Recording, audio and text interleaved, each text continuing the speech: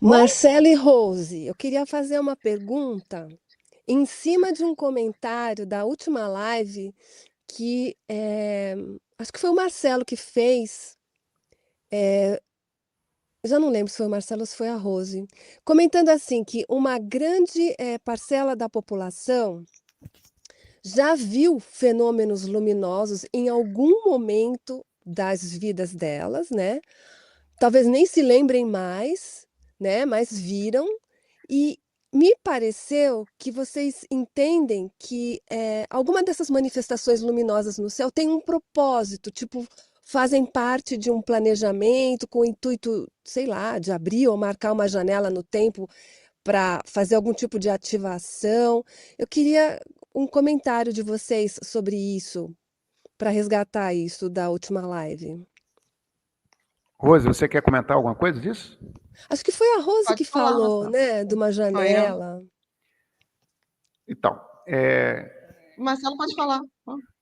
então tá. Então, assim, o que leva a isso, né? A presença dessas luzes são muito importantes, como eles estivessem fazendo uma janela no tempo, marcando as pessoas para um trabalho específico nelas, de mudança, né? De mudança, de fase, ou mudança mesmo, em algum sentido ali, levando elas para um patamar. Porque o esforço é individual, né? O esforço é individual, depende de cada um. Mesmo estando em casal, né? Depende de cada um, né? Cada um tem que se esforçar para poder ter o mesmo padrão e ir subindo, né? O casal tem que trabalhar nesse sentido, né? Então, as luzes bioplasmáticas, elas aparecem, hoje estão aparecendo muito, né? Estão se deixando filmar. Antigamente, assim, era mais difícil, né? A gente pegar um registro, como eu mostrei nas fotos aí, era uma coisa espontânea. A gente tirava foto da caverna, tirava foto de algum lugar e o energético aparecia, né? Ou o ultra, né? Então, existe a diferença, né? Ultradimensionais e os energéticos, né? Os energéticos já são seres mais angelicais, é uma energia 100%, né? Estão em dimensões mais elevadas. Oi. Tem algum tipo de formato que diferencia, talvez? O Olha, energético é igual? então, os energéticos é uma luz mais densa. É uma luz, você viu ali na foto, são luzes mais densas, não são transparentes. Já os ultras, geralmente eles aparecem de forma translúcida ou opaca, né? Meio translúcida, opaca. Já os energéticos é aquela luz mais pesada, assim, mais sólida, né? Parece uma esfera, assim, bem sólida mesmo. Então, os energéticos é isso. E a forma, geralmente, forma de bola, né? Mas eles podem tomar a forma, né? Pode tomar a forma de alguma coisa, né? Geralmente, os energéticos, eles podem tomar a forma humana ou até mesmo do que a pessoa acredita. Se a pessoa acredita em anjo, né, ser alado, eles podem vir nessa forma alada conversar com a pessoa. Entende? Então, assim, os energéticos já têm uma capacidade bem maior. Os ultras, não que possam também, porém, os ultras têm um trabalho como é que eu posso dizer, de atuar em nós. Os ultras que fazem, por exemplo, se posicionam em nossos chakras, às vezes, para algum trabalho específico, né? Por exemplo, o Urandi, quando ele fazia alguns fenômenos com a gente lá em Avalon, lá em cima do morro, ele ficava potencializado através dos ultras. Os ultras vinham e ficavam no frontal dele, aqui na testa dele. E a gente Hum. não conseguia ver a olho nu. Mas quando a gente pegava a câmera e filmava ele, a gente via a bola de luz grudada aqui, uma bola de luz agarrada na testa dele, ele mexia assim, aquela bola de luz. E aí ele fazia os fenômenos com a gente ali, fazia as coisas que tinha que fazer. Mas era, entendeu? Porque tem que ter a interação com os parceiros, tem que ter. E eles é que potencializam a gente para fazer determinadas coisas, né? Por isso que o trabalho é direcionado, não existe uma coisa aleatória, né? Então a gente não pode sair fazendo ativação nas pessoas, não podemos sair fazendo qualquer coisa, por quê? Porque os parceiros é que fazem a sinalização e a permissão, né? Aquela pessoa ali vai ser trabalhada, vai levar ela para um ponto e vai ser direcionada ou pelo próprio Urandi ou pelos orientadores, mas por causa disso, porque são os ultras, faz uma interface com as pessoas, entende? Eles se posicionam, às vezes eles podem se posicionar no chakra laríngeo, pode se posicionar no... Eu tenho uma filmagem, e que eu até queria aproveitar, né? Eu tenho um canal que eu botei ele ativo agora, que é o Marcelo Ponte Sobrinho lá no YouTube. Eu vou botar uns vídeos antigos também, as filmagens, né? E que tem uma filmagem do Urandi, que levava as pessoas para ter trabalhos com as sondas, e que as pessoas tinham que correr atrás das sondas, e era um trabalho que no começo era um trabalho secreto, né? Que ninguém ficava sabendo. O Urandi tinha essas viagens que acontecem, né? Igual que acontece até hoje, né? E o Urandi mandava chamar aquela pessoa lá e falava, ó, leva ela lá para o ponto tal, lá no milharal. Deixa ela lá. Aí a gente pegava a pessoa, levava lá no milharal e deixava lá. Nem eu trabalhava com ele, sabia o que ia acontecer. Só que o Urandi depois ia lá com a câmera e acontecia um monte de coisas lá. E o Urandi filmava, documentava tudo, né? E essas filmagens, né, a gente tem, e eu vou até colocar nesse canal, né, para poder mostrar, para disponibilizar para as pessoas, é público. Ele já mostrou até nos cursos, né, lá no Rio de Janeiro, nada que venha comprometer as pessoas. Porém, tem um contato lá que a pessoa está parada, o Urandi está com a câmera filmando, e aí, de repente, a sonda aparece. A sonda é um objeto que pode aparecer vários tamanhos, né? Pode aparecer de 1 metro de diâmetro, pode aparecer com 6 metros de diâmetro. É uma bolha. Fica flutuando assim na frente da pessoa. E aí o Urandi está filmando assim, sai de dentro da sonda umas bolas de luzes, e o Urandi fala assim, olha, os ultras vão começar a adentrar no seu frontal. E aí começa os ultras a entrar 1, 2, 3, entra 3 ultras na testa do cara. Isso foi filmado assim, tá? Foi filmado assim, as bolas de luz adentrando no frontal dele. Aí o Urandi falou, bom, começa a correr atrás da sonda. Aí a sonda começa a andar na frente dele, ele começa a correr atrás da sonda. Ele vai correndo, a sonda vai... E o Urandi correndo atrás, filmando. É fantástica essa filmagem. Eu vou colocar lá no canal, vou ver se eu coloco essa semana. Então, repete para mim o canal, que eu vou pôr depois aqui embaixo. É no YouTube, Marcelo Pontes Sobrinho. Tá. Tá? Eu vou colocar no canal. Tá? Então, assim, é muito legal, muito legal. E é fantástico, assim, os treinamentos, né, que aconteciam e tal. Isso não era escolhido, vou com a cara do fulano, não. Os parceiros é que escolhiam as pessoas. Olha, falavam com o Urandi, né? Ó, pega o fulano de tal lá, leva no ponto tal que nós vamos trabalhar eles. Então, tiveram diversas atividades assim que aconteceram com muita gente Marcelo. Aí que deve estar assistindo aqui. Oi.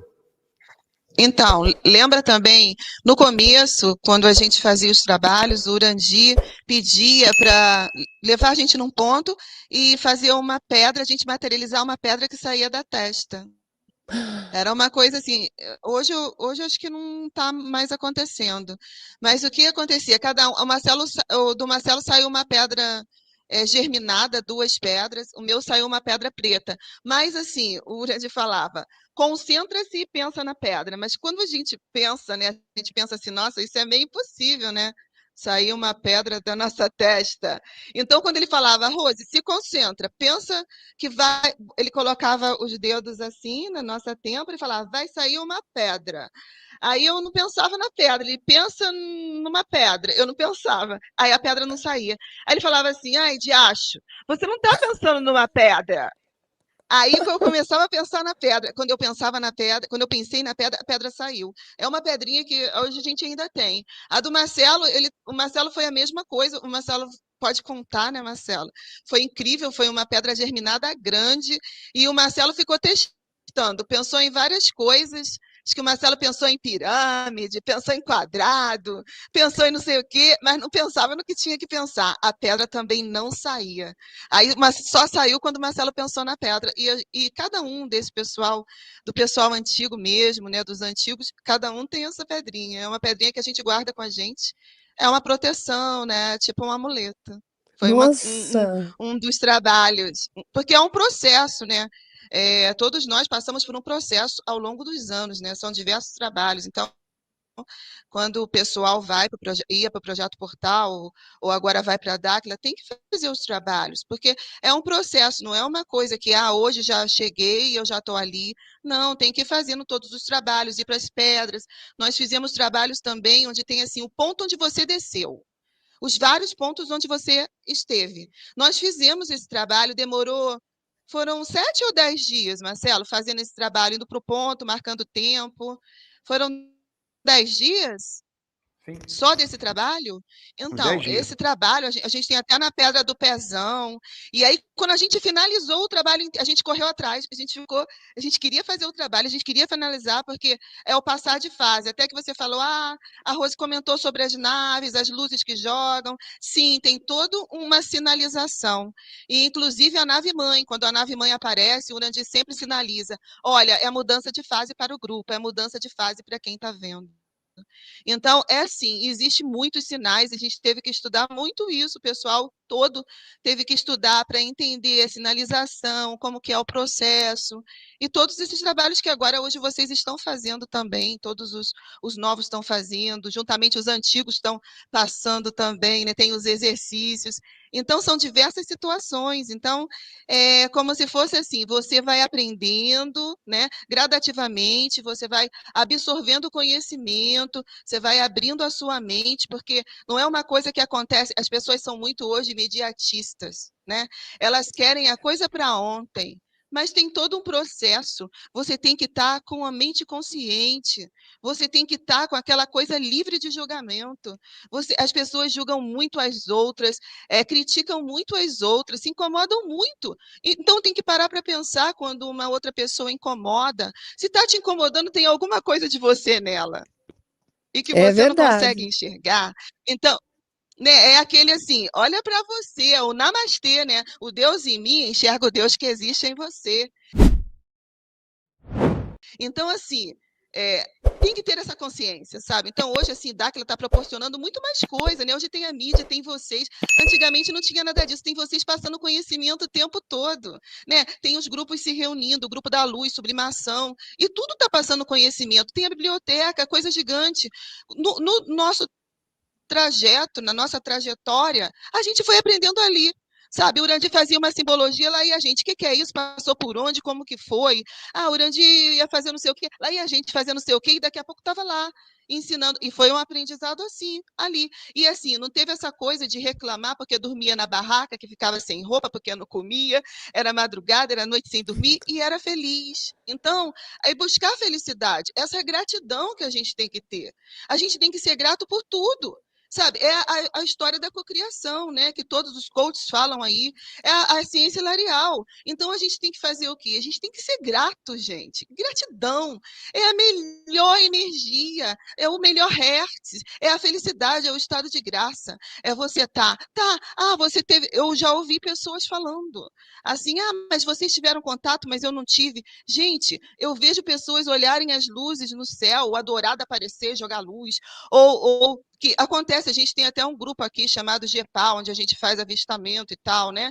Então eu observei também as pessoas, foi só uma luzinha que passou, mas você imagina a matemática que os nossos parceiros fazem para poder trazer essa luz e para jogar essa luz que vai trabalhar o seu DNA, vai adentrar nas suas células e vai tentar trabalhar você. E eles também estão trabalhando, todo mundo está evoluindo, é um trabalho em conjunto.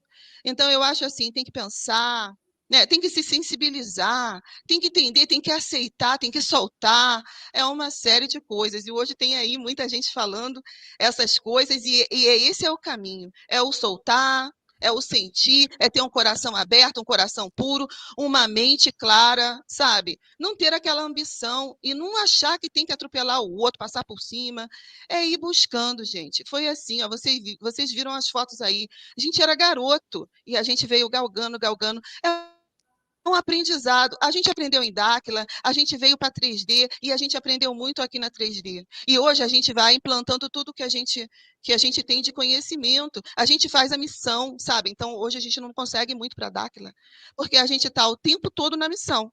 Então, a gente está fazendo missão, mas a gente está acompanhando acompanhando as coisas de Dáquila. Quando surge uma oportunidade, nós vamos para a Dáquila. Mas não precisa ficar, eu não posso, eu nunca consigo ir para a Dáquila. Gente, trabalhe a consciência, trabalhe o seu interior, porque é de dentro para fora. É uma coisa assim, sabe? É um estado de graça. E isso só vai adquirir se conseguir soltar, se conseguir parar de julgar, se sentir o coração puro. Isso é o mais importante. E aí trabalhar em conjunto. Muita gente vem falar assim, gente, mas eu tenho 15 milhões para poder tocar, para poder ajudar. Mas olha só, gente, primeiro você trabalha você, busca você, trabalha você, e aí isso se reflete a ressonância. Então é simples. Gente, é simples assim. É o coração puro, é a mente clara, é a honestidade, é a sinceridade, é o não ser egoísta. Essas são as palavras, gente. Essa é a busca. Se vocês conseguirem atingir isso, gente, atingiu tudo. E os seres vão se comunicar, sim, com todo mundo, porque o objetivo é esse, não existe ninguém melhor do que ninguém. Não é porque é antigo, não é porque é novo, todo mundo pode conquistar, mas tem que ter força de vontade. Tem que ter uma vontade, e essa vontade tem que vir de dentro.